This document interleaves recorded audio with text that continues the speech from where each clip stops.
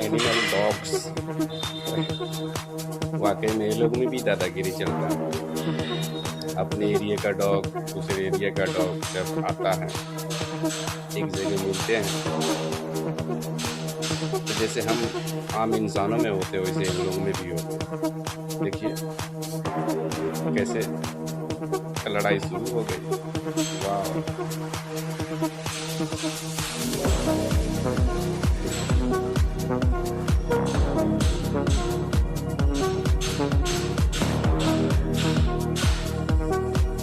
जैसे हम लोगों में भी कोई डर होता है, पीछे से भाग जाता है, वैसे वो डॉग से वो भाग रहा है, बाकी दोनों लड़े हुए हैं।